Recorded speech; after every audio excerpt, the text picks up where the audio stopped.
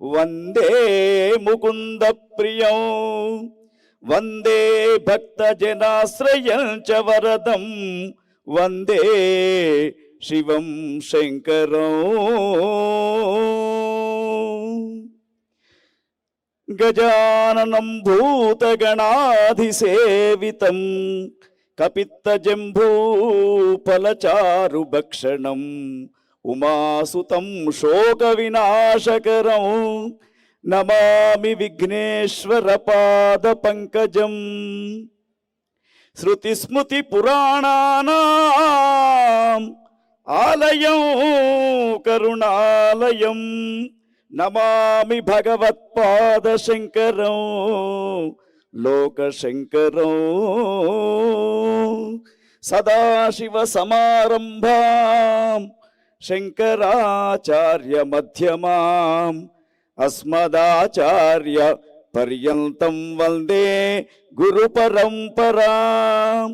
వాగర్థావివ సంపృక్తౌ వాగర్థ ప్రతిపత్తయే జగతః పితరౌ వందే పార్వతీ పరమేశ్వరౌ. కరీంనగర్ పట్టణంలో విశేషమైనటువంటి ప్రఖ్యాతిగాంచినటువంటి సుమన్ టీవీ వారి నిర్వహణలో శివ మహోత్సవం అనే కార్యక్రమం ఇప్పుడిప్పుడే ప్రారంభించబడ్డది. మహాకవి విచ్చేసి ఉన్నారు ఇప్పటికే. అదేవిధంగా దక్షిణ కాశీ ధర్మపురి క్షేత్రం వేద పండితులంతా కూడా మరి ఈ మహాశివరాత్రి రోజున మననాన్ త్రాయతీతి మంత్ర అని చెప్పేసి వేద మంత్రోచ్చారణతో ఆ శివలింగానికి అభిషేక కార్యక్రమాన్ని చేయబోతూ ఉన్నారు. అయితే ఈరోజు ఇక్కడ మన ఎస్ఆర్ఆర్ గ్రౌండ్స్లో నిర్వహిస్తున్నటువంటి ఈ విశేషమైనటువంటి కార్యక్రమం ఎంతోమంది దాతల యొక్క సహకారంతో నిర్వహిస్తూ ఉన్నారు. మరి శివరాత్రి యొక్క ప్రాధాన్యత ఉదయం నుండి టీవీలలో చూస్తూ ఉన్నారు. అయితే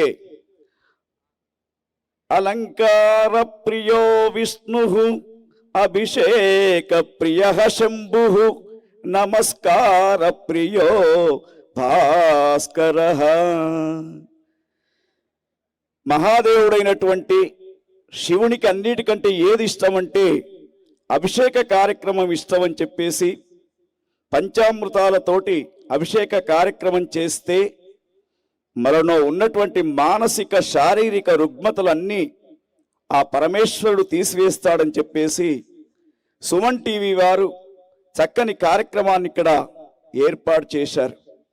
అయితే మరి శివుని యొక్క శివతత్వం కానివ్వండి, శివుని యొక్క గొప్పతనం కానివ్వండి తెలుసుకుంటే మనకు ప్రతి మాసంలో ఒక శివరాత్రి వస్తూ ఉంటుంది.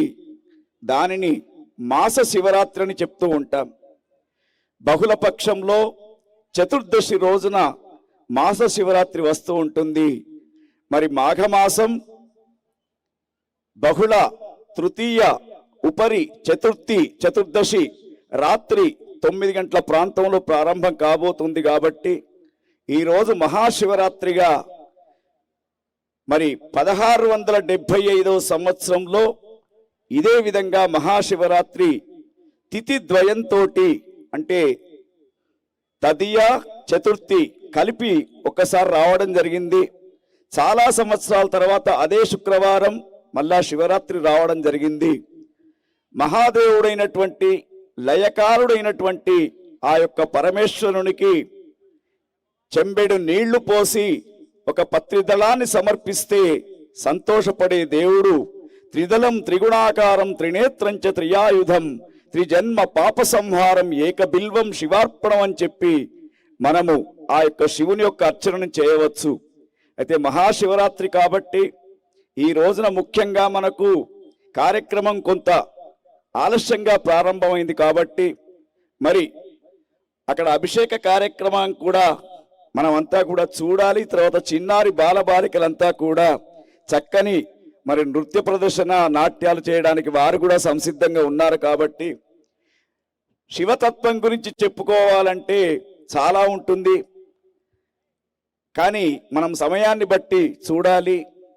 మహాదేవుడైనటువంటి ఆ శివుడు బ్రహ్మ విష్ణు ఇద్దరు కూడా నేను బ్రహ్మము నేను బ్రహ్మము అని చెప్పేసి ఒకరికొకరు పోట్లాడుకొని అస్త్రాలు సంధించుకునే సమయంలో మరి ఇదే రోజు బహుళ చతుర్దశి మాఘ బహుళ చతుర్దశి అర్ధరాత్రి 12 గంటలకు ఒక జ్యోతిర్లింగ స్వరూపంగా ఆవిర్భవించాడు ఆ యొక్క మహాదేవుడు.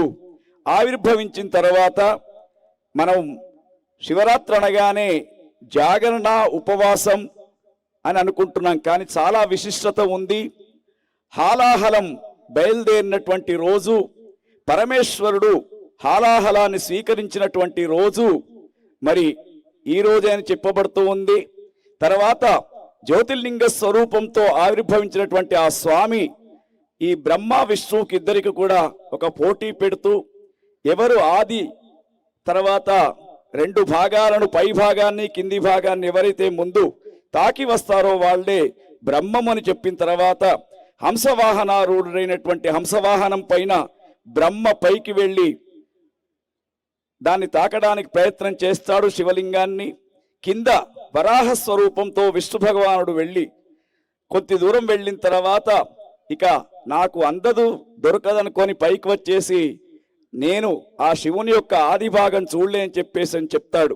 కానీ పైన బ్రహ్మ వెళ్తూ వెళ్తూ ఉంటే ఒక కేతకీ పుష్పము కిందికి జారుతూ ఉంటుంది, ఒక ఆవు కూడా కిందికి వస్తూ ఉంటుంది. వారిద్దరితోటి అబద్ధ సాక్ష్యం చెప్పించాలని చెప్పేసి బ్రహ్మ అనుకుంటాడు. కిందికి రాగానే పరమశివుడు అడుగుతూ ఉంటాడు. జ్యోతిర్లింగ స్వరూపం ఉన్నటువంటి స్వామి సాకార నిరాకార రూపంలో కనబడుతూ ఉంటాడు మనకు. మరి ఆ లింగ స్వరూపం అనేది మనకిక్కడ నిరాకార స్వరూపం, సాకార స్వరూపంతో స్వామి కనబడుతూ ఉంటాడు. మరి ఆ స్వామి బ్రహ్మను అడుగుతాడు, నా పైభాగాన్ని నువ్వు వెళ్ళావా అంటే సాక్ష్యాలున్నాయి 2 అని చెప్తాడు. ఒకటి కేతకీ పుష్పం మొగిలి పువ్వు, రెండవది ఆవు. ఆ రెండింటిని కూడా అడిగితే కేతకీ పుష్పం అవును పై భాగానికి వెళ్ళి వచ్చాడని చెప్పి అబద్ధ సాక్ష్యం. గోమాత కూడా ముందు తలభాగం వెళ్ళినట్టు తల ఊపుతుంది, కానీ వెనుకకున్నటువంటి తోక ఏదైతే ఉందో అది కాదు అన్నట్టు చూపిస్తూ ఉంటుంది. అప్పుడు వెంటనే ఆ బ్రహ్మను పంచశిరస్సులతో ఉన్నటువంటి బ్రహ్మ యొక్క ఒక శిరస్సును తీసేయడం, తర్వాత బ్రహ్మకు ఒక శాపం కూడా పెట్టడం జరుగుతూ ఉంటుంది. నీకు కలియుగంలో నీ దేవాలయం కానీ నీ అర్చన కానీ ఎక్కడ కూడా జరగదు. అప్పుడు బ్రహ్మ బాధపడుతూ ఉంటే కొన్ని ఉత్సవాలు మాత్రం నీ పేరు మీదే నడుస్తూ ఉంటాయి, దాన్నే బ్రహ్మోత్సవం అని చెప్పేసి చెప్తూ ఉంటాం. మరి తిరుమలలో కానివ్వండి, మిగతా ఏ దేవాలయంలో కానివ్వండి, బ్రహ్మోత్సవం అనే కార్యక్రమాలు బ్రహ్మ పేరు మీద ప్రారంభం చేస్తారు. మరి ఆ విష్ణు భగవానుడు స్థితికారకుడా, సృష్టి స్థితి లయకారులుగా ముగ్గురు పాలన చేస్తూ అదే రోజు మరి దుష్టులను సంవరించడానికి శివుని దగ్గర విష్ణుమూర్తి సుదర్శన చక్రాన్ని తీసుకున్నట్టు మనకు మహాశివ పురాణంలో ఒక కథ కూడా ఉంది. తర్వాత ఆ చక్రాన్ని తీసుకున్న తర్వాత వెంటనే అతడు శివ సహస్రనామ స్తోత్రాన్ని కూడా ఇదే రోజు చేసినట్టు మనకు పురాణ గ్రంథాలు తెలుపుతూ ఉన్నాయి. అట్టి జ్యోతిర్లింగ స్వరూపుడుగా ఆవిర్భవించినటువంటి ఆ స్వామికి అందుకే అభిషేక ప్రియుడు శివుడైతే అలంకార ప్రియుడు విష్ణువు, నమస్కార ప్రియుడు సూర్యుడు. కాబట్టి ఆ పరమశివునికి పంచామృతాలతోటి వేద మంత్రోచ్చారణతోటి అభిషేక కార్యక్రమం జరుగుతూ ఉంటుంది. అది కాగానే చక్కని సాంస్కృతిక కార్యక్రమాలు వేదిక పైన ఉంటాయి. మరి శివతత్వాన్ని అర్థం చేసుకుంటే ఒక కుటుంబం ఏ విధంగా ఉండాలో, ఉమ్మడి కుటుంబ వ్యవస్థ ఏ విధంగా ఉండాలో శివ కుటుంబం చెప్పుతూ ఉంటుంది. శత్రు జంతువులను ఒకే దిక్కు ఉంచుకుంటూ కూడా సామరస్యత పాటిస్తూ ఉంటాడు ఆ యొక్క పరమేశ్వరుని యొక్క కుటుంబం. అటువంటి కుటుంబం ద్వారా మనం సుమన్ టీవీ నిర్వహిస్తున్నటువంటి ఈ యొక్క కార్యక్రమంలో అందరం కలిసిమెలిసి ఉండడం, ప్రాంతం కానివ్వండి, రాష్ట్రం కానివ్వండి, దేశం కానివ్వండి సుభిక్షంగా ఉండాలని చెప్పేసి, మరొకటి ఏమిటంటే ఈ శోభకృతనామ సంవత్సరం తర్వాత వస్తున్నది క్రోధినామ సంవత్సరం కాబట్టి, మరి ఈ శోభకృతనామ సంవత్సరంలో వచ్చినటువంటి శివరాత్రి ప్రతివారు పార్థివలింగ పూజ చేసుకోవాలి. కలియుగంలో పార్థివలింగ పూజ చాలా విశేషమైనది కాబట్టి రాత్రి 12 గంటల దాకా మెలకువతో ఉంటూ ఆ స్వామికి ఇష్టమైనటువంటి మారేడు దళాన్ని ఏకబిల్వం శివార్పణం అని చెప్పేసి పెట్టేసిన తర్వాత మరి అనారోగ్యంతో ఉన్నటువంటి వారు అక్కడికి ఆ యొక్క దీక్ష విరమణ చేయవచ్చు. ఆరోగ్యంగా ఉన్నటువంటి వారంతా మాత్రం ఉదయం దాకా చక్కగా ఇక్కడ జరిగే కార్యక్రమాలను చూస్తూ ఉత్సవాలను తిలకిస్తూ ఆ పరమేశ్వరుని యొక్క కృపకు పాత్రులైతారని కోరుకుంటూ, మరి వేద పండితులు వారు సంసిద్ధంగా ఉన్నారు కాబట్టి మరి అభిషేక ప్రియ శంభుహు, ఆ అభిషేక ప్రియుడైనటువంటి శంకరునికి చక్కగా వేద మంత్రోచ్చారణతో అభిషేకం జరుగుతూ ఉంటుంది. పంచాక్షరీ మంత్రమైనటువంటి ఓం నమ శివాయ అనుకుంటూ మీ మనస్సులలో ఈ అభిషేక కార్యక్రమాన్ని చూస్తే చాలు, మీరు అభిషేకం చేసినంత పవిత్రత మీకు వస్తూ ఉంటుంది. మరి ఓం నమ శివాయ షడక్షరి మంత్రం, ఆ షడక్షరి మంత్రంతో పంచాక్షరి మంత్రంతో శివ సాయుధ్య సిద్ధి పొందవచ్చని చెప్పేసి మనకు పురాణ గ్రంథాలు తెలుపుతూ ఉన్నాయి. నమ పార్వతీపతయే హర హర మహాదేవ అనండి.